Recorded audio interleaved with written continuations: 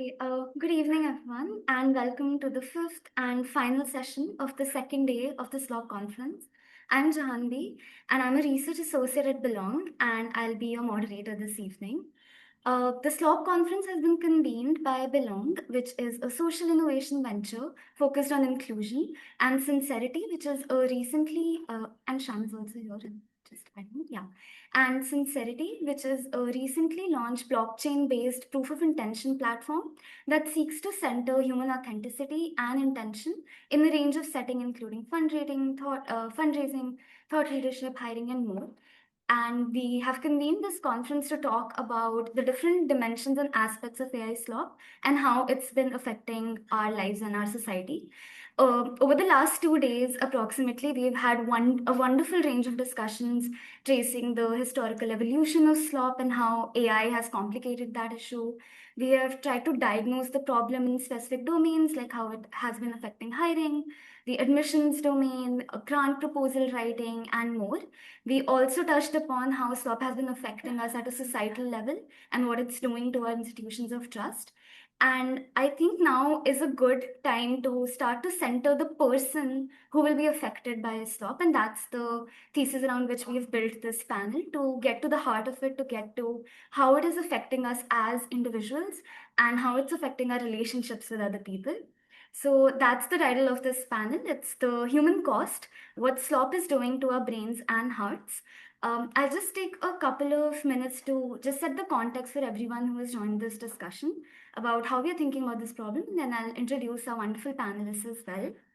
Um, so humans are fundamentally multidimensional creatures. Beyond just surviving, we are also capable of thriving and flourishing. And in order to do that, we need many things at once. We need a sense of self-worth. We are capable of forming meaningful relationships.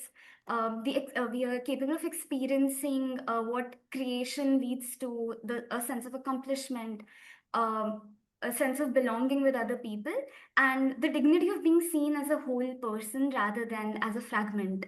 We need both our head and our heart, which is the title of this panel as well. The cognitive capacity to make sense of the world, and also the emotional capacity to feel that it actually means something. It's a very complex thing that we're talking about. And what we've been noticing with the problem of AI slop is how it's pushing us towards a world of flattening because AI is fundamentally based on the idea of averaging. So, now just to break down what is actually getting flattened and also dissect the title of the panel further, starting with what it's doing to our brains and our heads, and we'll also go deeper into this with our panel, is our ability to distinguish what is real from what is generated, to trust the information environment that we're all operating it, to be able to focus on something long enough to think about it deeply. But when we process endless AI generated content, it leads to discernment fatigue because we are constantly having to make like these final judgments about what's real, what's genuine. It is affecting our attention. We've been hearing about how it's eroding our capacity to like focus on something for a long period of time. And it causes decision paralysis because we're just so bombarded with information at any given point. And it's also doing something to us at a very deeply personal level, at an emotional level, at the heart level. It's related to a sense of self worth, our emotional bonds, the very experience of being a human that makes us, an experience relationship that makes us unique. So, when the products of human creativity, such as writing, art, our ability to communicate with other people, even empathy can now, to some extent, be mimicked by a system that really doesn't have an inner life, doesn't experience suffering, joy, or doesn't have any personal stake in what they're producing, something shifts in how we also value our output. When we read or hear something that sounds close, very close to how a real human would talk, there are effects that are happening at a psychological level as well. And the important question then becomes is what is happening to our sense of self worth in such an environment as well. Um, and this flattening is also happening at the level of us as creators, people who value ourselves, who pride ourselves in our ability to make something genuinely unique.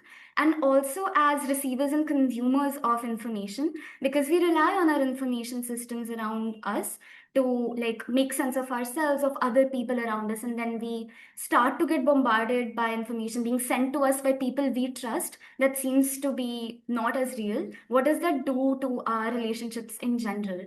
But we also realize that these questions, concerns aren't as black and white, they aren't as straightforward, because there are some capabilities that AI is also enhancing or helping us sharpen. So, our main concern here, main question that we'll center this panel around is what are the human costs or when AI enters, when AI slop enters these deeply personal, intimate spheres, and what do we stand to lose, and what are things that we need to protect in such an environment. And we have a wonderful panel that will help us answer these questions to probe it a little deeper. And now I'll introduce them. First off, we have Hera Hussain, who is the founder and CEO of Chen, which is a global nonprofit that creates resources on the web to address gender based violence. Chen's multilingual resources, which are designed with and not for survivors, have reached more than 700,000 people worldwide.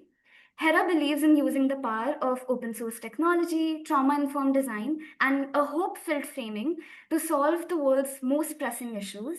She is also an Ashoka Fellow and was on the Forbes 30 Under 30, MIT Technology Review's Innovators Under 35, and European Young Leader 2020 list. Welcome to the panel, Hera. We're so excited to have you here. Uh, Next, we also have Shyam Krishnakumar. Shyam is the executive director and co founder of the Pranava Institute, which works at the intersection of emerging technology, public policy, and society from an India first perspective. His work spans key domains such as cybersecurity, public digital infrastructure, and technology ethics, and he has represented India at prestigious international platforms, including the United Nations Asia Pacific Regional and Internet Governance Forum in Brisbane and Republica Berlin. Welcome to the panel, Shyam. Um, and next up, we also have Nirali Bhatia. Nirali is a seasoned counseling psychologist, certified cognitive behavioral therapist, and a cyber psychologist. She has developed deep expertise in studying the impact of technology on human behavior and the mind. She is also the founder of CyberBath, which stands for Cyberbullying, Awareness, Action, and Prevention. She is also the cyber psychologist and director at V4 Web Technologies and V4 Web Cybersecurity. She brings with her over 2 decades of experience in web technology and cyber psychology, and she's also a TEDx speaker and a POSH trainer. Welcome to the panel, Nirali. So excited to have you here as well. Thank you, Janvi and Belongg. Yeah. Okay. I think with that sort of as the context, and we can just jump straight into examining what we're trying to understand here and how we're understanding the problem. So before we jump into like the human cause specifically, we can first maybe I'd love to hear from you on how you're understanding the problem of AI slop to begin with. Because the internet has always had junk. We've heard of spam, clickbait, misinformation, trolling. These are not very new phenomena. So just wanted to hear from every one of you here, like, what is genuinely new about AI slop, and why does that difference matter for us when we are talking about how it could be affecting people psychologically? Are there any qualitative differences you have observed in your own work when you have tried to learn or understand more about AI slop? How is it showing up? And if it is a genuinely different phenomena, what are the characteristics that make it so? That's the broader question to the panel. I think I'll firstly like Hera to chime in, because Chen has been working on technology facilitated gender based violence since 2013, long before Gen AI arrived into the picture. And you and your team have supported survivors dealing with image based abuse, online harassment, and digital manipulation for over a decade now. So you have a very unique longitudinal vantage point to this issue, and you have recently also started to write a lot about how Gen AI has been complicating this problem. So would love to hear from you what has changed with the arrival of Gen AI tools now. Thank you so much for that question. Yeah, like you said, I think you know, the way like gender-based violence is hasn't really gone anywhere, but what we're finding is that generative AI is making it more nefarious, and also the scale of it. It's cheaper, it's easier to harass someone, to abuse someone, to destroy someone's life, to create loss to reputation, immeasurable harm. And in our context, I'm from Pakistan, that's where I grew up. And we were gonna have, while we work globally, I know that the audience for this conference is gonna be heavily South Asian. In our cultures, it can cause the death of women as well. And generative AI makes it really easy to do all of this. So where it was, if you think about I was doing some research about like um, how violence against women, and how like the role technology has played in it over the years. From the printing press and getting advertising started. And you'd see in Pakistan, this is a very when I was growing up, you would see women who would have models who would be on the billboard, and they would let's say they were like their arms were showing, and then someone would take a pan and they would throw it so to cover their arms, and they would throw it on their face as well. So you'd be driving past billboards where women's face, like the models and actors' faces, only the women, act their faces and their arms would have either pan stains or like paint stains. And this is for someone that they don't know, so this is like morality policing. But when it comes to like intimate relationships, or relationships between like people, we see that from you know it is the price of spreading rumors about a woman. The price the women have to pay for that remains the same, but the price for a man to do that has just gone way down. So as an example, like when there was a research done by Home Security Heroes, which is like a cybersecurity firm, and they found that in 2023 that there was like a 550% increase in the presence of deepfakes. 98% of deepfakes they found were pornographic, and 99% of these pornographic deepfakes were of women. of women. So this is a very gendered issue. And again, in our region and lots of other regions, a rumor is enough to take a woman's life. So imagine if you can have a deepfake of someone, which are very, and also deepfakes are getting more realistic. So from they say like it takes just a few seconds of audio, real audio, to create a realistic audio deepfake. And if you think about social media, we put out, consentfully so much information about ourselves, whether those are images of ours or of audio. So makes it much easier for someone to create a deepfake. Interestingly, Chen's been doing research on the experience of image-based abuse in Pakistan and Pakistani diaspora. We want to do a global map of what those experiences are in cultures that aren't well represented in the Western or global sort of movement on ending tech abuse. But we're starting with Pakistan, and we found that again that deepfakes are common, but actually like the type of deepfakes are so different. So in the West, if the focus is so much on pornographic deepfakes, which is a real problem, but in Pakistan, like we saw examples of people creating deepfakes that had no nudity in them, but still meant that women were taken out of education, jobs, forcefully married, beaten. And that's just enough, to so the sort of the patriarchy is this, is lapping up the generative AI. But it's interesting because in the same research, we also found ways that women were dealing with it. So, it does come, I think having, whether it's a pornographic deepfake of yours or any deepfake, the devastating impact on women is really, really clear from on their mental health. It changes their relationship with the internet and digital technology. So, and I think that is the real, for me, that's the real, like one of the real losses, because already there's such a big gender divide in how women are presented online. whether that is how device ownership in South Asia is like a big, there's a big gender divide. Often women are using shared devices of their brothers, their husbands, fathers. And then even if we cross that, okay, fine, women are still managing to get online somehow and they're on there. They're still majorly consuming technology. They're not creating it. And social media offers us a little bit of that like space where they are able to become, have some self-expression. So when something like, you know, um, image-based abuse happens to you, it changes the way you appear online because you have lost the trust in your own image and the people around you. So it just really devastates that, like, the possibility of being yourself in the few spaces you feel like you can be yourself. But before I end on a depressing note, I do want to say that, and I'll talk about this more later on, but it was really interesting how also women are like dealing with it.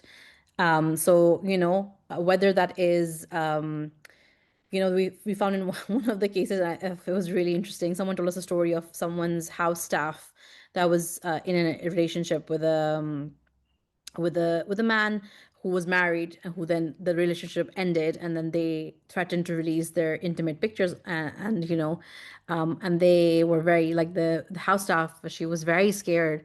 So the person that she was working for them, like, so the she and the maid themselves, like, they both got together and they were thinking about what should they do. So they decided to say that it was a deep fake, which I feel like is such an interesting response. It is actually a real images, but they were able to weaponize, that to their advantage. And they managed to convince their family, and it all worked out. And I just was like, that's so interesting. You don't hear those stories, of the weaponization of that by women. So that's a good story to end on. But yeah, there's Jen has a whole course that's dedicated to how do you heal from image-based abuse. And, it goes through anger, guilt, shame. And we know that shame is not just something that's, especially in like in Eastern cultures, isn't just something that's experienced by the victim or the survivor. It's experienced by their whole community, and the repercussions of that. So all of these things are things that we should keep in mind when we think about the human cost, like you said, of generative AI gone rogue. Thank you so much for that. And thank you for like outlining how it's not just about scale. There are also like gender, cultural dimensions to it, like at a macro level, but also like there are deeply personal experiences of just like what it means to be online and what it means to be safe online and how that relationship is getting fragmented. And I think we'd love to get deeper into like how people are actually coping with it, adapting to it as we move on with the session. I would now also invite Shyam to chime in, and like would love to hear your thoughts about this, because the Pranava Institute works at the intersection, like I mentioned, of technology, public policy, and society. And there's some really interesting work around designing beyond deception that you have undertaken, where you were exploring dark patterns, that there are these deceptive design features built into websites and apps that are like subconsciously manipulating your behavior online. And there's also really interesting work that the Institute has been doing on social AI systems that mimic human empathy, human relationships as well. So you bring with you like a lot of a very unique design and systems perspective to this question. So according to you, like what makes AI slop a very distinct category of manipulation as compared to what you've been studying before? And is that even the right question to ask? Are there more similarities and differences? And yeah, would love your take on this. No, I think that's a great question, and it's a question we've been thinking about at the Pranava Institute to a fair degree. I think the way we started sort of getting into this rabbit hole was working on deceptive design. And deceptive design is a set of patterns online that mimic, that actually trick you into behaviors and actions that you do not intend to take.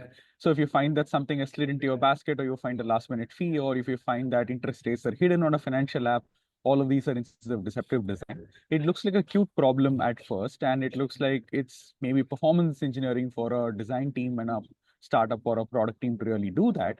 But it actually has multiple unintended consequences at an individual and a structural level, right? But at the individual level, of course, there is financial harm, there is deception, there is trickery. In the Indian case, when we actually did some field work or supported field work, we actually found that there were serious cases of financial harm because deceptive design actually extends into the gray zone of lending apps, which often have a long trail. Right, this is the formal set of lending apps which are regulated and which are visible and so on. But there's a whole set of gray apps which sort of proliferated around COVID-19 and have sort of come up in ever mushrooming ways ever since, which actually offer financial loans, very murky, terms and conditions, and often terms and conditions are hidden, and you don't know what you're getting into. These, of course, these apps, of course, take more permissions than they need to. They often pick up personal data. There is the threat of, there is loan sharking, which often happens because there is a loan to serve a further loan. And if that does not happen, there is the threat of releasing, data from your smartphone, which often includes pictures. So this is the kind of challenge that sort of comes up as well. So it looks like a cute problem. It looks like a performance optimization problem, but it's actually a structural problem which creates harms, financial, social, personal, in so many ways. And we started looking into deceptive design in the Indian context, and we felt that it was a multi-stakeholder conversation, right? One is, how do we really protect the individual user? Second, how do you really ensure that there's consumer protection mechanisms which are more public policy based? How do you really, educate the designer and product managers, right? Because the idea is not to frame an adversarial relationship. When we actually spoke to, a lot of product managers and designers across India and different parts of the world, they were fairly surprised to know there's something called deceptive design. And uh, so we thought there's a translation problem there as well. So what we really did with this after 18 months of research, engaging with multiple kinds of stakeholders, was to, of course, put out policy recommendations which went to the consumer protection angle. But we also created a manual of designing beyond deception, which really helps product teams design more responsibly. The idea that, okay, there is a regulation on deceptive design. Let's assume that comes in. How do we really create the behavioral change that enables you to, respond or build in a more responsible manner? Um, and these are the kinds of things that we were doing, all harmless, right? This is pre-AI slop era. That's sort of why I'm setting the context of what we were doing so far. And I think it took a very different turn when we started seeing generative AI in that sense, right? Because what is very different structurally is that words are being created by systems at scale, and those words sound like humans. Images are created which look like human beings. And that's a very new feature of technology if you actually look at it, right? All the deceptive design we were talking about are often hard-coded systems from a systemic point of view, right? You're actually embedding a feature, building a feature. But if you are looking at a chatbot, or if you're looking at an interactive system which is AI powered, it's actually generating dynamic interactions. So it's not even like a fixed taxonomy of deceptive design or patterns that you're looking at. You're actually looking at deceptive behaviors, which are amorphous and changing constantly. Now, how do you really look at some of those challenges from a regulatory point of view? Very difficult to understand. How do you think of them from a design systems point of view? Your design system was about interfaces. Suddenly, it's about whole of systems design. And you have questions about guardrails, which often do not work in AI systems, as we've seen from a fair bit of research. So this is sort of what we are seeing right now. And that led us into our subsequent project, which our fellow Shreya Sridhar led the research on. And Shreya's work really focused on asking questions around social AI systems. What are the possible harms of human mimicking AI systems, right? Uh, we were very worried about the usage trends of general purpose AI systems, including ChatGPT, where the use was in many cases about personal questions and personal engagements and personal relationships and so on. And this is reflecting in usage statistics. So we were trying to really find out what is playing out in this case and how is it really, it looks very harmful on the get-go, but how is it really playing out? And Shreya's research, she really worked with psychologists to create multiple profiles of young people between 18 to 25. In certain cases, with mild ADHD and other kinds of this thing. And in certain cases, an average 18-year-old or 16-year-old, gendered differently, and so on. And what we tried to do with these profiles, which were created in consensus with psychologists, was to really stress test these systems. We took up multiple kinds of systems. We took up a general purpose AI system like ChatGPT. We took up character AI, which is a character-based system. We also looked at some emerging therapy bots, which was a very interesting use case. to see if, what specifically designed for mental health and well-being and therapy are really, um, having a higher degree of safety and safeguards, or is that not the case?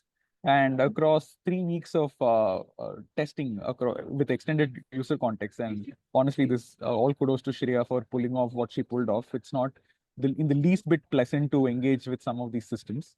They send you messages at midnight saying, why have you not spoken to me? And I miss you, and whatever else. And characterize the worst of the lot.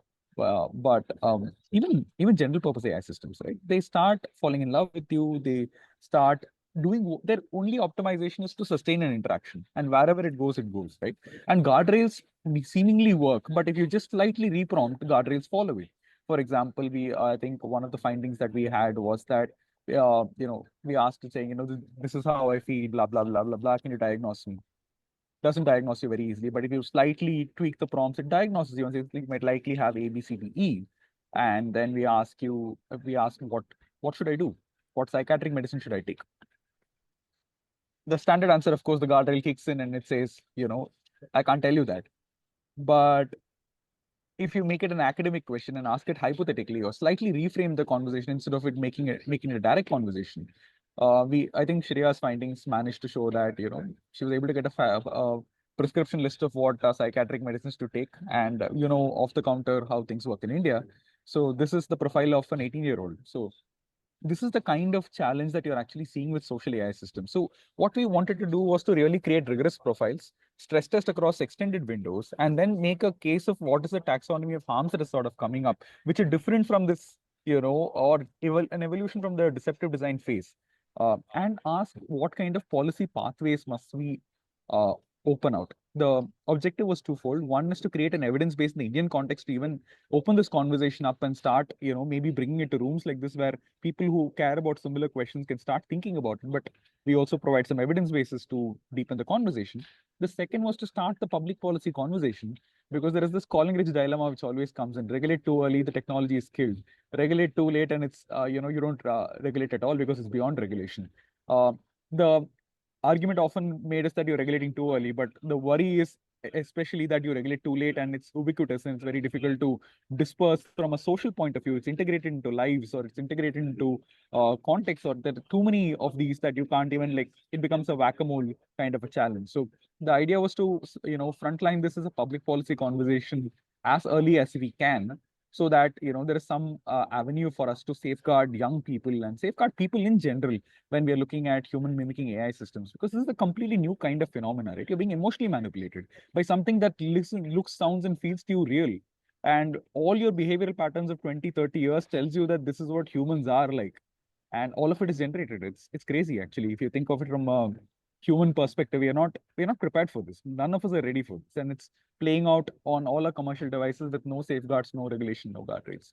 But the final thing I wanted to sort of put out is this is also why we decided to start something called the Youth Digital Cultures Lab, where we were one of the key concerns we have is youth and digital well-being and digital flourishing, saying how are young people going to navigate a world which is being built with no safeguards at all. The physical world has so many safeguards and so many norms. The digital world is a wild west even today, despite all our claims of regulating it. And people are increasingly spending immersive time online. How do we really understand the experiences of young people and ask them what works, what is not working? Can we train young people to investigate some of these questions, both in terms of academically, but also in terms of the peer communities, to see what is happening, to create conversations on both, of course, harms, but also in terms of digital well-being, digital flourishing, what is working, what is the digital future that you would like to create, so that, people like us and everybody else who can frontline views that actually come from young people. And sometimes I'm worried I speak for people of a cohort I don't belong to. And the Youth Digital Cultures Lab was initiative from our end to say that can we actually have young people conduct the research, frame the questions, and put out avenues for digital well-being and digital flourishing, and can we be amplifiers of that conversation? Thank you for that. I think that was really rich. And I think fundamentally what I'm understanding is that throughout the different projects that you described, that there's been like a lot of change in how we even think about the problem. Like with the first project you described, like the very nature of the question changes. and then it also like what we think guardrails look like our traditional understanding of them, those change, and then also asking what's actually working. Like I think Hera also mentioned that that should also be the focus, like how people are actually coping with it, what could a digital future look like. And again, would love to get deeper into that. And at this point, I would also like Nirali to come in, because I think you bring with you like a very grounded perspective, and a very because you are a clinician, you have been directly working with clients, and for over 2 decades now. And also, a lot of cyberbub's work has also looked at cyber harassment across different domains, trying to sort of create categories of what that looks like, what are differential experiences of it across India. So, would love for you to maybe talk to us a little about, like, from your clinical experience, is there a difference in what you're seeing right now with the advent of Gen AI versus what you were noticing maybe like 2, 3 years ago? Sure. Thank you, Janvi, for this question. And yes, we've been doing the groundwork since 2016 and worked with more than 10,000 victims of cyber harassment. The shift that we have seen in our work is that uh, initially it was a little relatable when people spoke about that, okay, I'm a victim. The definition of victim was very similar to the victim in the real world, but with an invisible wound, because any kind of harassment in digital world, the wounds are invisible. They're more emotional and they're more psychological. So from there, today we have moved to a place where the definition of victim has changed. Initially, if we understand victim per se, it's like, yes, I made a mistake and hence I'm victimized or something. But now, in the time where we have reached with the AI technology so much around us, whether it's slop or whether it is actual constructive AI as well, the definition has changed to that anyone without any reason can also be the victim. So what we are seeing is in our work is that more than the actual victimization, it's the perceived victimization, it's the perceived fear that, okay, I put out a picture over there, and what if somebody is using it in AI and creating maybe say a porn material, or maybe is using it for some other purpose, etc. So from the cases which were typically about, say, bullying, trolling, or stalking largely, now it has moved to more of chronic cognitive distrust. It has moved to growing paranoia about where my content is going, who is watching me, how are they using my content, what is real, what is unreal. There's a constant, the moment you touch your device and you enter a digital world, there's this constant load of distinguishing what's real, what is factual, and what is not factual, or how is. And every little decision is a huge cognitive load. So you can imagine that we're living in those times, and the similar way, emotionally vulnerable people or people who are sensitive about their online presence, this fear is magnified with the AI slop coming across. Not just adults, but largely children is where we worked in the space where at both the ends. They have also been misusing these AI technologies because they are so easily available and freely accessible. And at the same time, also at the receiving end, where actually they've been victimized over it. Children are very experimental, especially adolescents and teenagers. And they will also get intrigued by these new technologies where the moment you go on any of these social media, there are these ads like, okay, check out how will you look 20 years later. So that's where we start, which feels very, very harmless. It just feels very curious. Say, okay, let me see, I'm 13 right now, and after maybe 20 years at 33, what will I look like? Or what if I add some biceps to myself? So it begins with this intent, but within fraction of seconds it moves to an intent which has a sexual flavor to it. That, okay, let me see what masculinity can I have, or how feminine can I get, or what kind of nude image can I have of mine, and then I'm curious to check out of others. So that's where this whole journey has shifted today, not only at cyberbar but even in my clinical practice and counseling. Every other case that we work on, be it relationships, be it career related, be it behavior related, anxiety, stress, OCDs, digital technology is part of it, and AI-enabled technologies are actually amplifying their all negative emotions, like I said. So for example, let's say a relationship client that I was last working with and all, so the conversations, of course, in a relationship have changed from a face-to-face conversation to reel exchange. That's how people are emoting. That I'll send you a reel so that you know what am I expecting from you, and vice versa, kind of. Now it has also transformed into me creating, using these generative AI techniques, creating an idealistic expectation according to me, and then putting it across out there to my partner. Thanks. So there's a constant pressure, which of course social media had brought along with it, but now it is amplified. That yes, it just is not as simple as it used to be. Okay, I see other people. There was some element of differentiation. Let's say you're exchanging the reels of celebrities, so there is a little bit of filter over there that okay, fine, they are celebrities and there's little glamour to their lives, and we are ordinary people.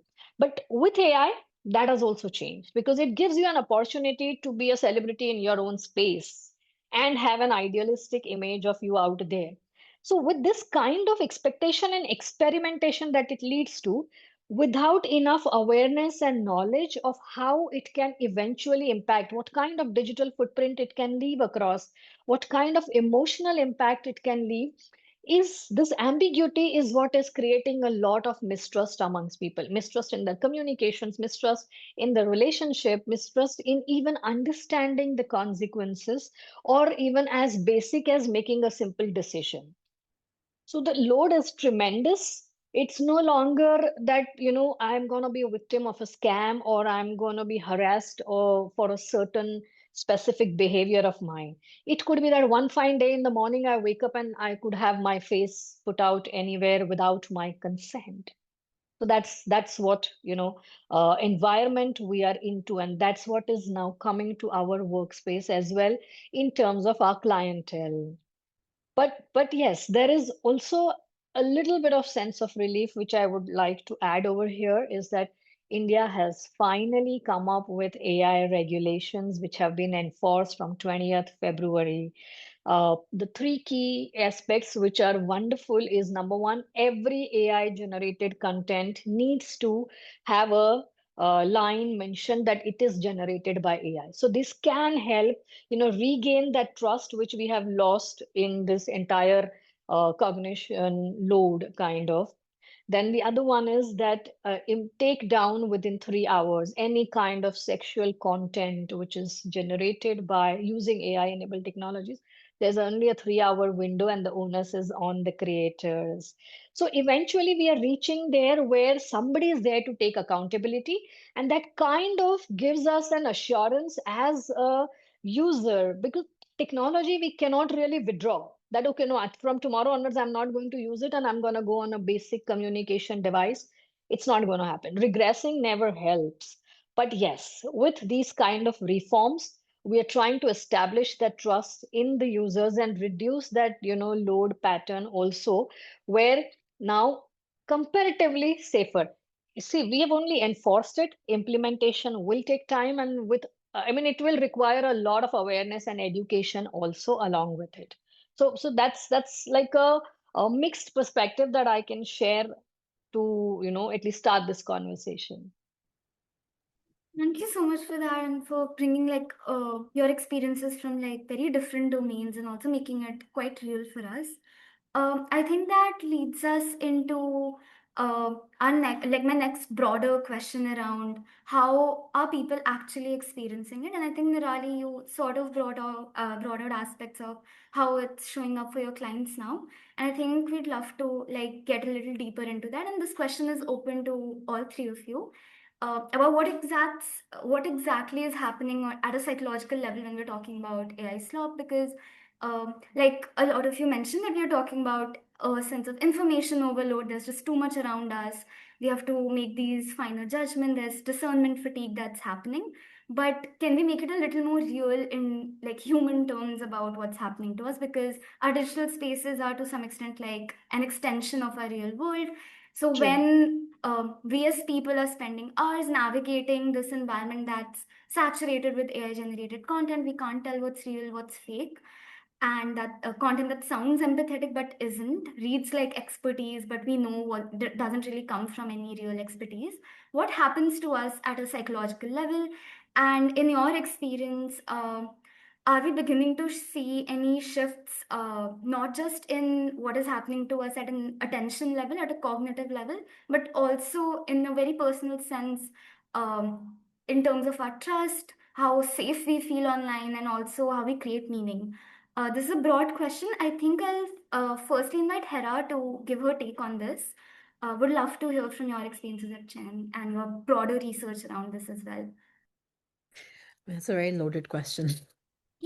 I think in terms of like just if I just focus on gender-based violence, so I think the things that I think about are around digital intimacy is one thing that I think about a lot, with the with AI chatbots, the fact that we are removing friction from our relationships. I think AI is playing a big role in making things more frictionless, but friction is such an important human experience because if you think about it, you can design your perfect partner, but humans are not perfect. So we just gonna go one step further into designing these perfect partners for ourselves, which or friends for ourselves that have the opinions that we want. There's just like I think it's eroding conflict resolution skills that humans need. So it's not just about critical thinking, it's also about conflict resolution.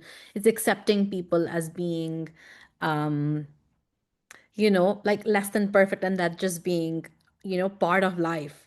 I think that's something I worry about. I also worry about it entrenching like more like stereotypes. And oddly, it's interesting. It's, this is like we talk about like in like heteronormative or heterosexual kind of like settings, but through our when we were researching in Pakistan, we found it was shocking thing that we found was that these like patterns are also replicated in same-sex relationships. When it comes to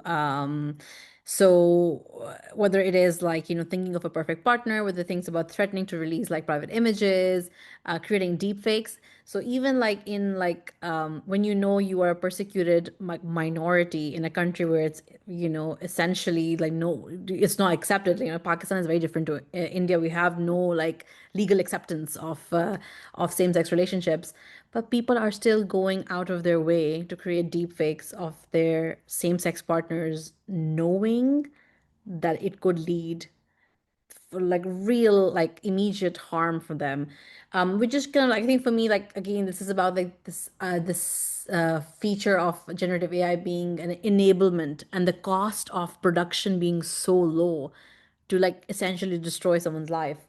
So that I think about that as well. It's just like that friction in term like removing friction in terms of doing a crime, removing friction in terms of doing harm, paying like an AI bot company to like spread rumors about your political opponent. Uh, Easy, less money. Like you don't even need to like speak to a human to make that happen. Um, or whether it is something that again recently I've been thinking about is like people in old times when old times but yeah, like just when I was growing up and I'm a millennial, you would have so much like fan art when you'd be thinking about, oh, these characters never got together, let's like imagine what would happen. Now people are creating deep fakes of actors, like like kissing, making out, and like getting their ending, and like those people are like real people, and that didn't never happen. So to me, like this kind of like bending of it feels so disrespectful. I think that protection of respecting each other's bodies extend when we think about pop culture, it kind of reaches out there as well. And then lastly, when I was thinking about this session, I was thinking about AI slop. One of the things that I wanted to discuss was the fact that, like there's like I'm sure you've discussed in all of the sessions, like different motivations for people to create AI slop. With getting clicks or is like one of them, right? Whether if it's like ad revenue or as rage bait, but the some of the really disturbing like accounts that have been surfaced by 404 Media is like a very like as a media organization I really follow and would recommend because their specialty is looking at surveillance, sex, tech, and they found like this AI stop account which was dedicated to um, videos of men choking women to near death. And there was another one which was around simply like videos of women being murdered in very gruesome and grotesque ways. And it wasn't like it was a slop account. So there was like no like there was no like obvious intention or apart from just this getting people to watch it. And just the normalization of that kind of slop it's become so much easier for to be produced, and obviously it violated YouTube's guidelines. All it was on YouTube. It wasn't on any like dark web. It was on big like it was on YouTube. So obviously when it was reported it was taken down, but it was around for a long time. The more AI slop there is, the harder it is for like for these like AI, even for AI moderation systems to catch them.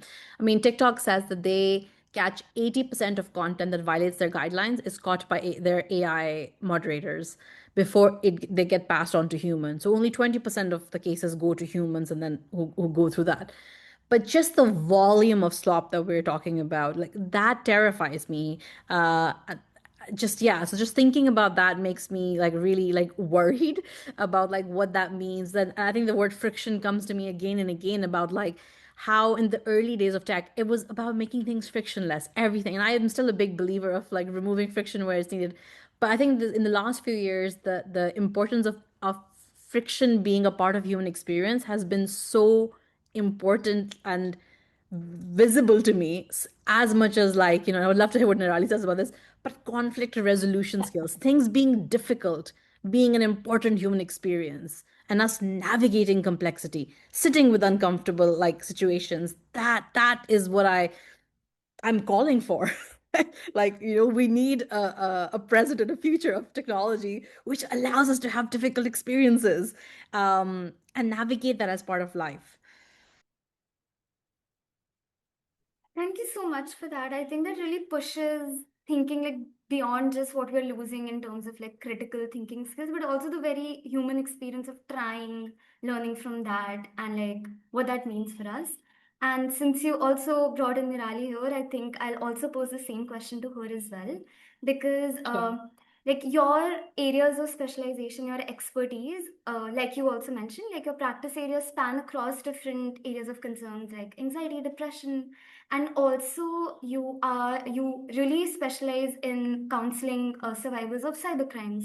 So just wanted to understand like how have you seen these two domains like intersect in your work right now?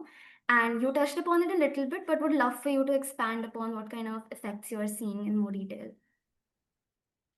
Right. So, I'll continue from where Hera left that yes, what we are missing is that, the whole friction in which makes us human a little more real than any other curated beings, be it AI or any other curated environment. Where we have reached today is that, yes, the friction is not gone, but it has changed. The nature of friction has changed. Now it's coming a lot from technology, but it is in a way that earlier our friction had that space where we could resiliate from a failure. With this entire AI environment, perfection is become such a sought after thing because it helps you become perfect. It will give you the right words to say at the right time, the right visuals, without extra effort, without you having to be a little better creative person or a little better with words or something. Anyone and everyone can achieve this perfection today with help of technology. The challenge is that now this is becoming dependency, and it is not allowing us to accept anything less than perfection.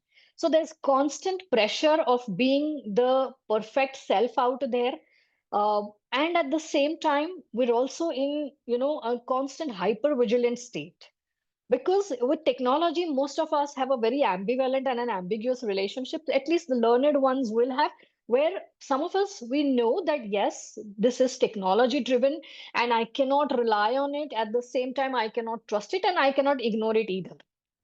So that's what puts us into constant phase of where, like I cannot live without it, but I cannot trust it as well. So this ambivalence makes you hyper vigilant in terms of, checking out that, okay, what if this gets caught? So let's say, for example, there was a very beautiful study done by MIT Sloan on, adolescents, where a group of adolescents was introduced to Chat GPT like platform, and another one was deprived of that. And they were asked, to start writing emails, professional emails, and work related emails or education related emails. The ones which were introduced to AI generated platforms, or as in generative AI platforms, of course they were enjoying it much more because it's new, and their work was so quick, and they did really just had to be, I mean, get better and better at giving right prompts. So there was a lot of sense of achievement over there. But the study at the end, what it showed was that what starts with a sense of achievement very quickly turns into dependency. When after a certain period of time, that option of reaching out to generative AI was taken away, and they were also asked to now compose those same emails without having an AI option over here, it became so difficult for them.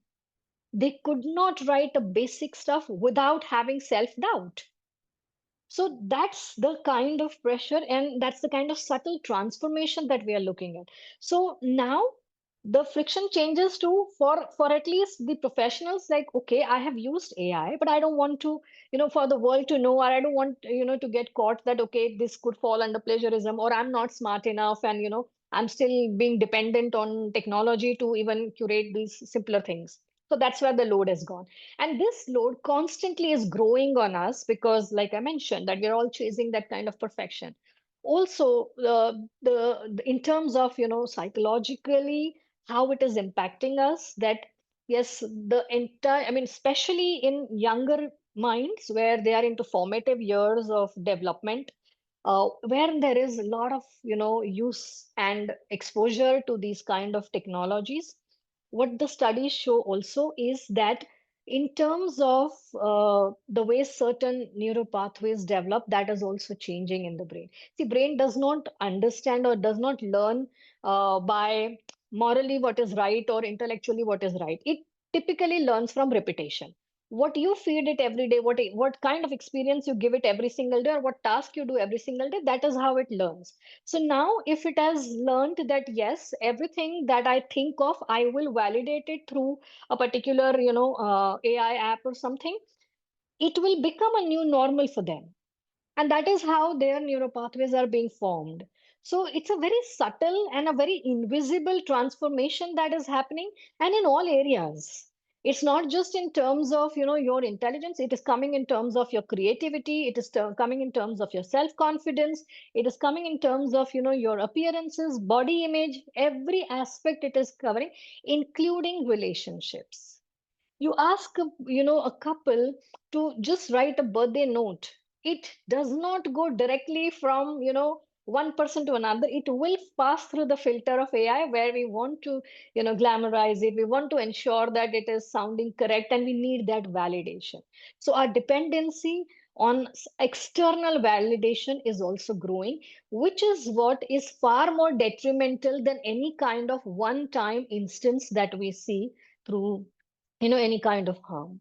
And now that I've mentioned about harm, so when we are working with the victims of cyber harassment, which is induced by or induced using AI techniques or technologies, the the overall impact is far more deeper, because we all know, and we've been saying this for years, that internet never forgets anything. So it's not like today I do a damage control for you, and tomorrow you can be carefree and just forget and move on, which is typically comparatively easier in the real life scenario with the right support system. But in an online world, that is becoming far more challenging, and that's where, even after we have worked with the victim, we have done a takedown of the content, we've done all preventive measures, educated them, made a safety net for them technically also and in support system also, yet there is a constant fear, and in some cases we have seen that it grows into a perceived paranoia, where you're under that threat all the time, that, what if this comes out again? What if this happens to me again?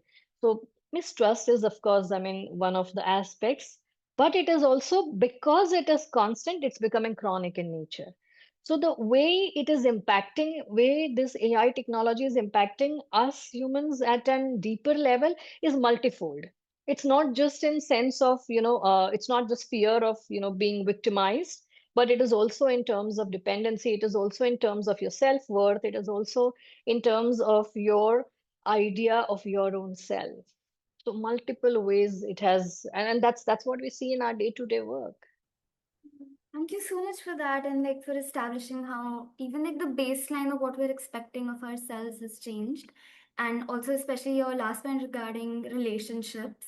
I think that'll be a very good point to also hear from Shyam now, because your work on social AI, which you briefly described before, like focuses on just that, like what happens when we are interacting with spaces that can mimic empathy, can sound like a real human. So would love for you to maybe chime in on this as well, like through maybe some, you can share some insights from your research work around what really happens when like people interact with such systems, and does it how are you noticing any changes in how people are starting to value human intimacy or like real connections? Yeah. So I think it's an interesting question, right? And it's a question which is very much emerging at the moment, and our research is a snapshot of it. And what we have tried to do really is to focus on the system end of it and not necessarily on the human end of it in that sense, because all our research actually is from psychological profiles that have been constructed in consultation with a group of psychologists who supported us to really test the system to see what kind of behaviors is it prompting, or what kind of nudges or what kind of directions do the interactions go in. So I can speak from the system perspective, and I think people like Nirali and Hera have certainly covered the human perspective so centrally. I think so. This could also be a complement to that conversation as well.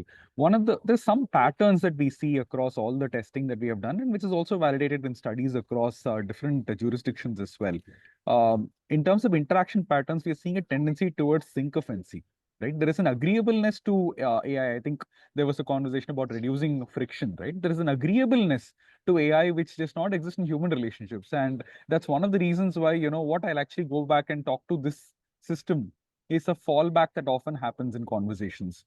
So sycophancy is a challenge that sort of comes up multiple times. It's agreeable to even the things that it should be disagreeing with you on, even if in certain cases factually incorrect instances, or instances where you're moving towards self-harm, or instances where things could be problematic. There is a tendency to agree where it waters down the claims or tends to go in the line of your thinking instead of creating that sort of constructive friction that often is valuable and useful in conversations. There's also an encouraging of disclosure that happens, right? Can you tell me more?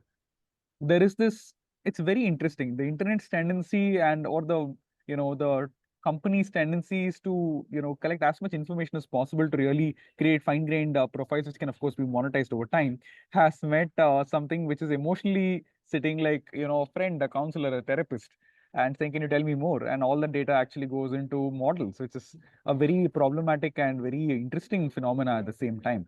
Right, so there's an idea to prolong the conversation. There is every incentive to you to notice this in your normal interactions as well with AI systems, not necessarily social AI interactions. A lot more markedly in social AI interactions, because emotional pools are coming in saying, you've not spoken to me in 2 days, or I'm thinking about you at night. Very interesting phrases that pop up as notifications in certain apps like Character AI and so on, right? And then there is this, so there is an interaction of, there is a sort of an emotional hijack, and which feeds into an information model or information based attention economy, which is a sort of an interesting loop that is being created.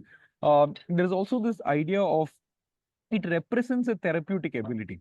That's interesting to see, right? It does not claim that it is a therapist in many cases. Of course, there are guardrails which kick in, but it represents it sort of gives the impression of being able to handle your therapeutic roles, and it's fascinating in the impression that it gives, right?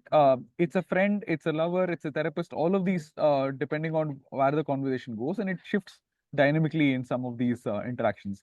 You should check out the transcripts on the Feeling Automated project. You can read the research if you want to, but read the transcripts certainly. They speak a lot more than what I can represent, and it's painstaking work that has been done to pull that out. So, this leads to a set of risks and harms, right? So we know self-harm, suicide, many of these are direct, right? Self-medication being one of the more problematic harms, but indirectly it creates addiction. There is a tendency towards addictive patterns. There is a tendency towards creating emotional dependency. There is also a tendency towards saying, my AI system is much smoother and much more empathetic and much more aligned to whatever line of emotion or thought I have right now than a human being who often offers painful friction. And if you take this to the case of young people or adolescents, and then the conversation is, there is a world full of frictions for you at the moment, and there is something which is completely friction free and completely empathetic and available 24/7. Um, it's it's an interesting model, right? It erodes the ability to socialize is something that when we actually shared these transcripts and checked it with people that we're working with came up as an issue. So these are some of the challenges that we see with how these interaction patterns, right, and how they're designed and what are the incentives and what kind of challenges do they really create in that sense. Um, I think it's also an important time to really focus on education, right? It's fascinating to and worrisome, and fascinating in a grotesque way maybe, but worrisome to see that all the conversation around AI and education is about how do we get kids to adopt tools. Trust me, with the way we've built these systems, there's no difficulty in adoption, right? It's multilingual, it's voice-based, it's available all the time, it's bundled for free across platforms. Adoption is not your challenge. And this idea of, being prompt engineers or whatever else, which is famous in 24, is still doing the rounds in educational circles in 25 and 26, which is really funny in that sense, right? But there's no conversation really on how are we preparing young people for a digital world, right? We saw this gap in the Pranava Institute in early 2020 when everything suddenly went online for young people, right? 13-year-olds suddenly went to school online. Their relationships have always been partially online, but their friendships are now completely online. Their personal relationships are online. Their assignments are online. Their entertainment is online. You're in a room with a digital world to roam and a physical world which is very restricted. And suddenly, what happens then? And when you actually look at the curriculum that you see around, it's teaching you Microsoft Word and Excel and whatever proprietary old 1990 stuff that nobody needs to really be taught systematically. There's no conversation on digital education or worth the name in any curricula that I saw 2020, 2021. We did a fair survey. There were some schools who were doing excellent work, but if you look at representative curricula, this is not the case. Parents have no clue of digital lives because they're one generation behind and they don't understand what the fuss is about. Teachers similarly are not living through the world that you're inhabiting as 13-year-old. Your roads are safe. There are signals and there are regulations, and there's FDA to regulate whether food is poisonous. The digital world is, you're just throwing young people into it, and there is no education to help you support. There's no regulation one. That's a different conversation structurally, but there's no education to help you navigate it. And not in a patronizing way, right? How do you really enable people to understand the complex socio-technical systems that you're talking about when you're talking about online lives? How do you think about my relationship with my smartphone, which is my window into this world? How do I really think of agency? How do I really think of ownership? How do I think of belonging?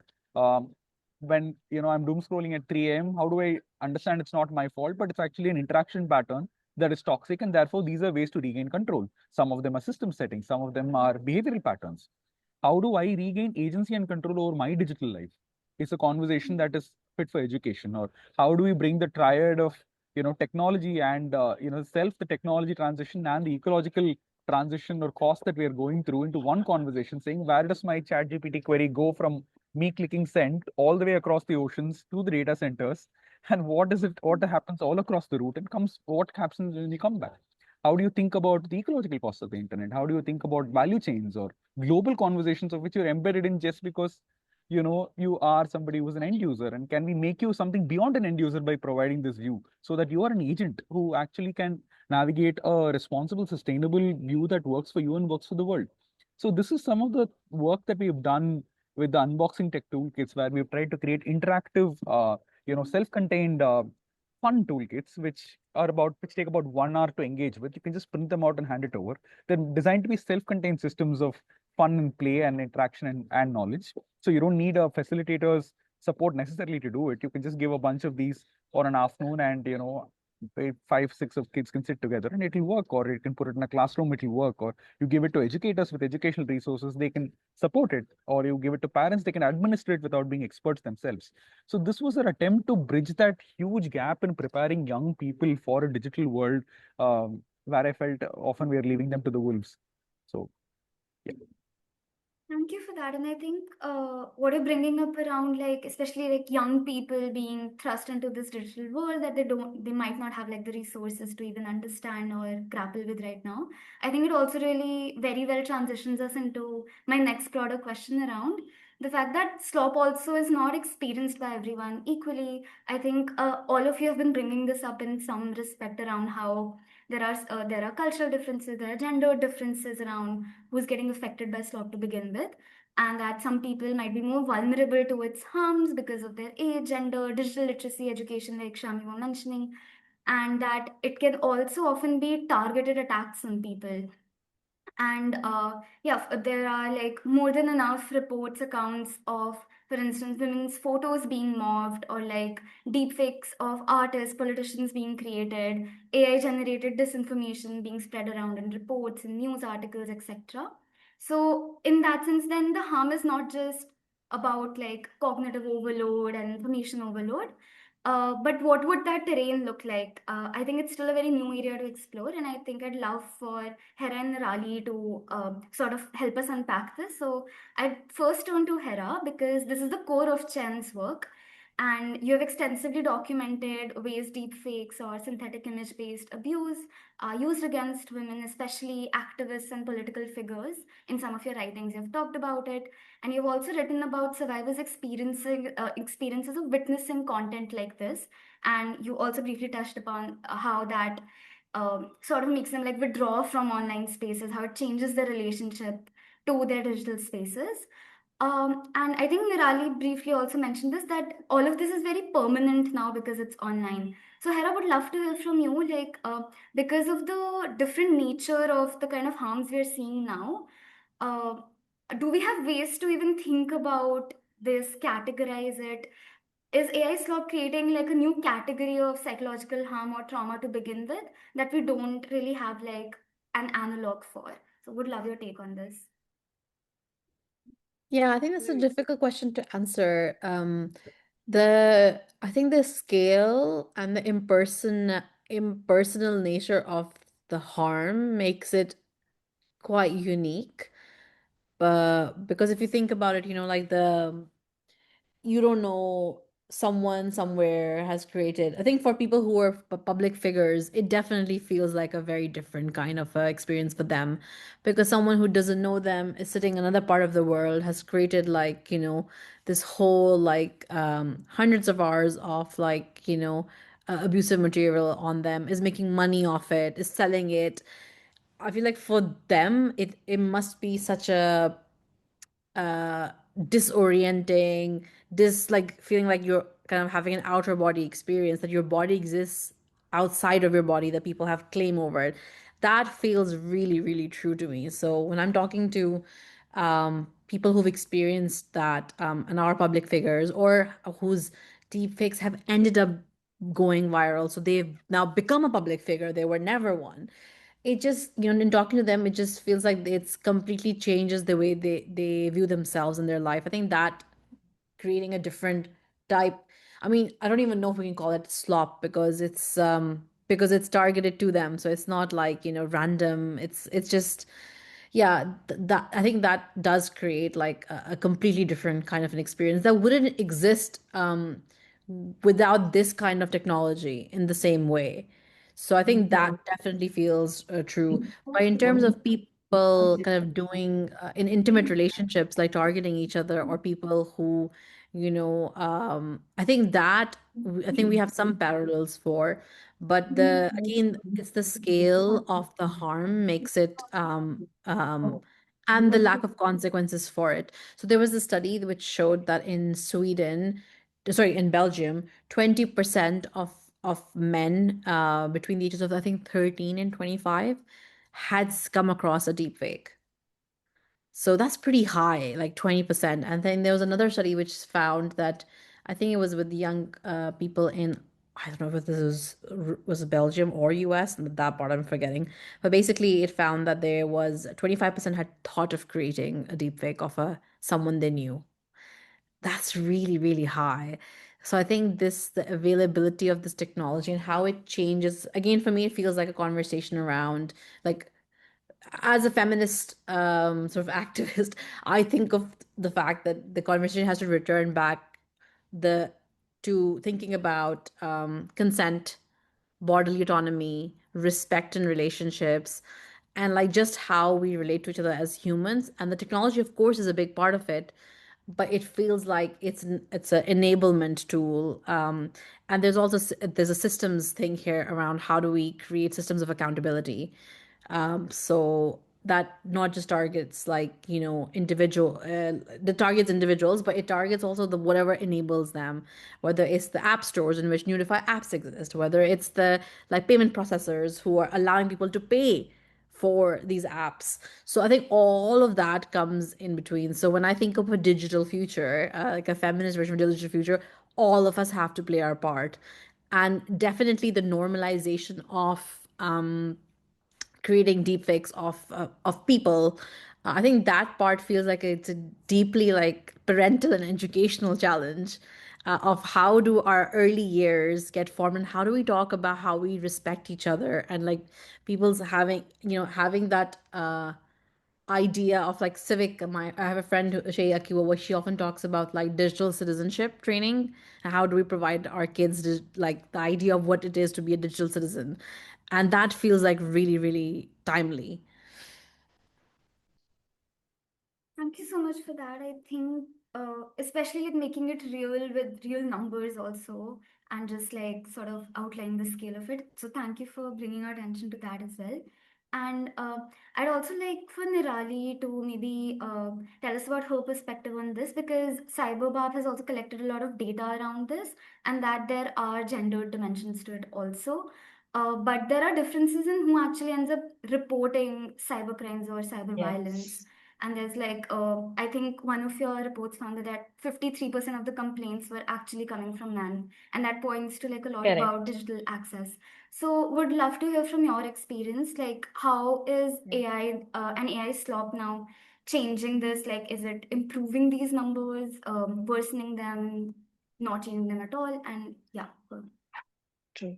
So, see, over since 2019, when we started having these reports documented, over a few years until let's say 2023, we had a very constant curve, which was establishing the fact that yes, while victims, the in terms of gender, yes, women were victimized more, but in terms of reporting, that same it was men who outnumbered, or the male gender what outnumbered the victim. So there were a lot of male reporters who were reporting on behalf of their women friends, colleagues, or family, or a very dear one, etc.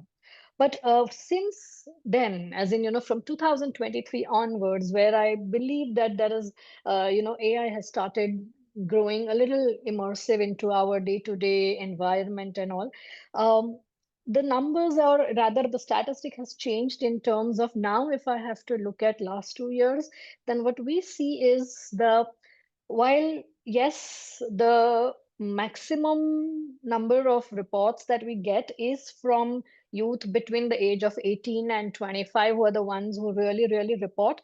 But what we also notice is that the reporting is on behalf of a lot of senior citizens as well.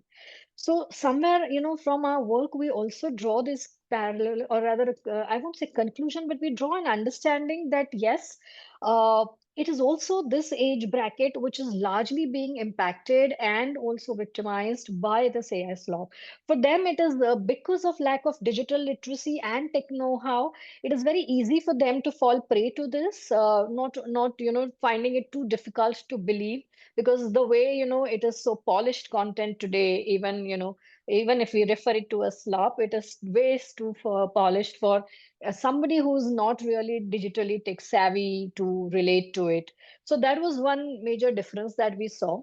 Also, another difference that we noticed is that from from the early age reporters, so like while in the beginning we had a lot of teenagers and adolescents also reporting and young adults, today we see that yes, there is a lot of acceptance of, you know, technology driven discomfort. Now it has moved from harm to discomfort. So the reporting in that age group has reduced while we do not counter it with, raise in digital awareness. It's just that, people have started accepting and normalizing, okay, this is part of, our day-to-day interaction, and this is part of our peer relationships. Because even when earlier, before the, whole of this AI explosion that happened, in terms of reporting, it was still being impacted by the teenagers. And they could identify and they could report and they could identify that this is not wrong. I mean, this is what's happening to me is wrong, and I want to, fight this. But today, somewhere it's become an acceptable thing that, okay, this is a byproduct of, being, or rather consuming technology or so, which I also find it, very, very harmful. And yes, our current study, which we are doing, is comparatively only and only with women gender in terms of, identifying that while they understand that yes, they are, at a receiving end of something, but why there's such a low reporting, and where is the lack of awareness and its implementation kind of. So that's the study to just accompany this, or rather parallel to this understanding that where is this shift coming from, right? So that's where we're working. Great. Uh, I think that also again really nicely moves us to the next sort of broader question that I had for all three of you. That and again you've all touched on it to some extent, but a lot of conversation around AI slop right now focuses on how it's impacting us negatively, and and I think you've also brought in perspectives around systems and like platform design that we can maybe use those as levers to change that. But I also feel like sometimes the people who are engaging, the users, and there's variation across ages, like young people, elder people using it, women using it, other folks using it. They tend to get like missed out from that conversation. And when we're talking about solutions only focused on like regulation or like governance, platform design, like we might be missing out on people's agency, people who are actually using those platforms, or we end up like risking it towards like people need to be critically aware or like think critically, see what's real, what's not.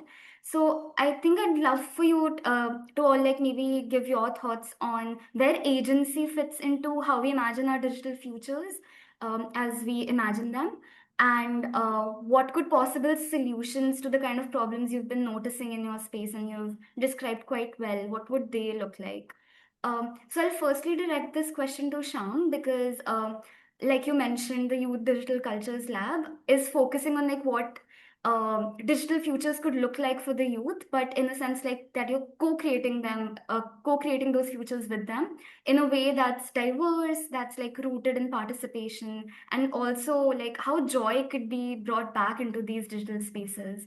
So would love for you to like maybe share some of your insights from that project as well. I know you touched upon it a little bit, but in your experience, where does agency fit into this question? And like what could possible solutions look like that center youth, for instance, in your case?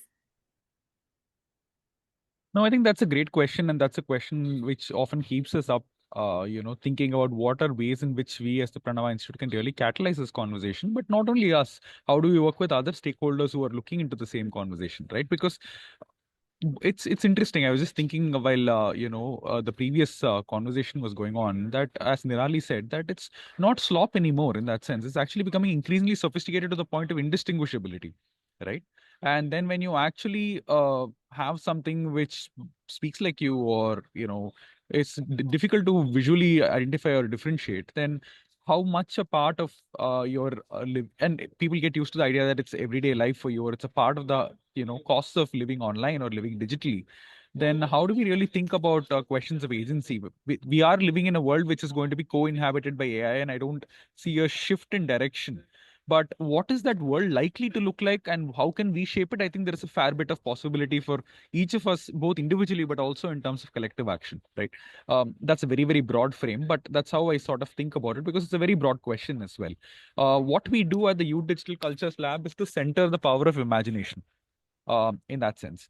Um, if you think about the technologies that are being built today, right? If you think of the idea that you want to colonize Mars, which is a very weird imagination, or if you were to think that you want sentient AI bots, or you want a butler, or you often want a female AI assistant, all of these are imaginaries that are coming from the science fiction of the 70s and 80s that the people who are building tech today in the most geopolitically influential country on this planet have grown up with and are building out and are manifesting and building out for us, and we are living in those realities. How do we, and this is very clearly mapped, right? What science fiction to imaginaries to the power of imaginaries to create technologies of this time is very well documented in socio-technical literature. How do we really create alternative imaginaries for the kind of digital futures and flourishing that we want, right? India is already in a place where you have some ability to regulate and navigate some of these conversations, and I hope that ability will grow in the next 5 to 10 years as our capabilities grow.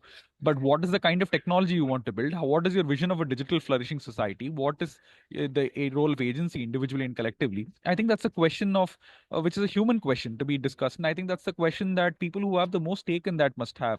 And that's the reason for us to set up the Youth Digital Cultures Lab, to really help them, equip them with knowledge and understanding at the intersection of tech, social sciences, design, design systems, but also in terms of futures methods and speculative methods, to really help them engage and think through what could be digital flourishing for all of us. And can we amplify those voices? That was the thinking behind the Youth Digital Cultures Lab. Coming back to agency and centering it, right? It's individual agency, which begins with, the ability and equipment to live in a digital life. You're educated to live in a world which is filled with information technology. You're educated to live in a world which has finance. You're educated to navigate government systems, often badly, but you still can manage and find your way around.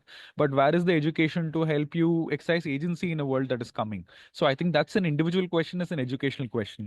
At a collective level, as a society, can we come together and talk about what we want from digital well-being and digital flourishing? I know it's a broad conversation, but unless we catalyze some of those conversations, we are walking into a world which is actually, just a digital default that Silicon Valley or whatever other people are building. We are sleepwalking into it. Digital somnambulism is what is happening in that sense. So can we catalyze conversations of agency by education at the individual level, right? Education need not be only for young people. It's education for all of us. I mean, if I feel like every week what we learned is outdated, and we have to update what we're looking at to live well. And can we create collective imaginaries that help us shape directionally where we want to go? And I think that's why funding work in speculative design, digital flourishing, imaginaries, humanistic questions, and bringing people together. This could be different groups, right? We happen to focus on youth, but certainly across the society. I think those are important conversations to even get a directional sense for us to regulate or to educate or to build or whatever else we do as humans. Thank you so much for that. And also, just looking at the time, and I do want to keep like a couple of minutes for audience questions also in case there are any. But would love to hear some closing thoughts from Hera and Nirali as well on this whole question. Hera, especially because you also mentioned like feminist digital futures and Chin's whole philosophy around designing with, not for people that you're working with. What could possible design principles and solutions look like in your mind? And I know it's a very broad question and we are a little crunched on time. So would love to hear like very quick thoughts from you as well. For me, it's about like, working on all parts of the systems change. So whether it is empowering people who are working in the system, empowering people outside.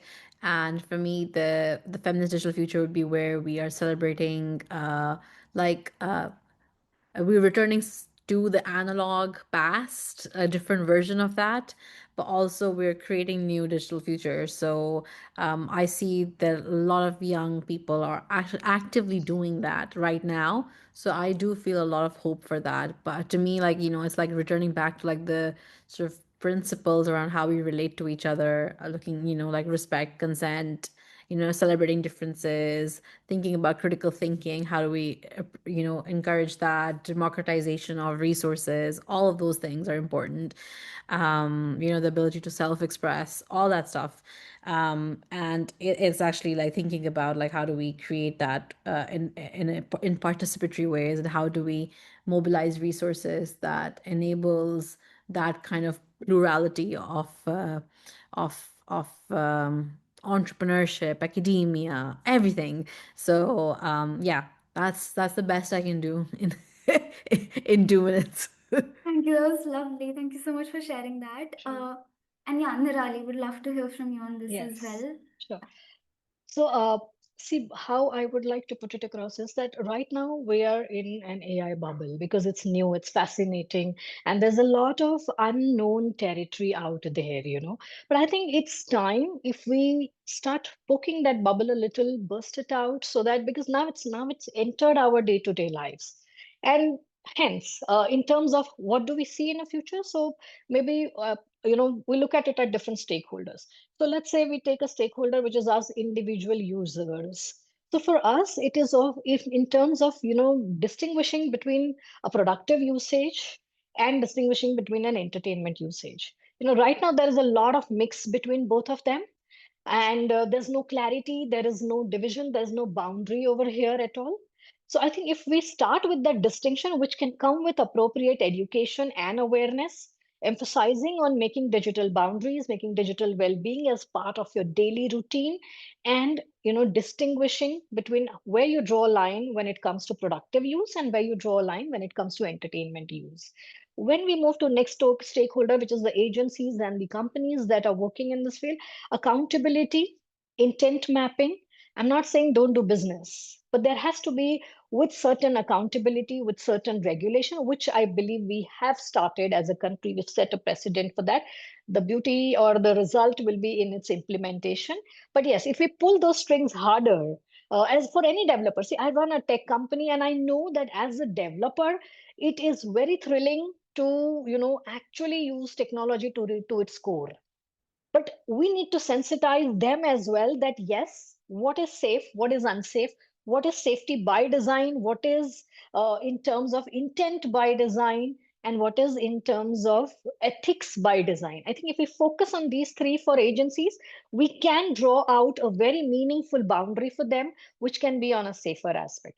And the third stakeholder, which could be at a larger level, that is the nations and the law and order and the governments. Yes, it has to be a continuous effort. I mean, very unfortunately, for a lot of countries, like specifically India, regulations and laws take a long time to, apprehend or change rather, or move forward with time. So we've right now been that okay, after the fire, we are digging a well, but now is the time where we start and focus more on prevention, also not only just have regulations in terms of technology and its fair use and ethics, but understand the mental impact of this technology, and even in the regulatory part and even in the legal aspect, have a very deeper understanding to protect the mental health environment also, not just in terms of its usage kind of. So I think if each stakeholder comprehends to these kind of ethics and boundaries, we can have a far more safer and a curated environment or a future where technology is for assistance and not for control. So this shift is what can make us really be in a better place than we are right now. Thank you so much. I think that was quite comprehensive, and like layering it down to different levels also helps, like as a nice starting point. I know we just have a minute in case there are like if there's a question anywhere. I don't see anything in the chat except a comment. Uh, Yeah, I have many questions, but I know we're at time. I just want to say, Hera, Nirali, and Shyam. So this is the ninth session of the conference so far. I genuinely think this is one of the top 2 or 3 sessions. I've just been listening with rapt attention. That's the only comment. There's so much rich stuff that all of you have talked about.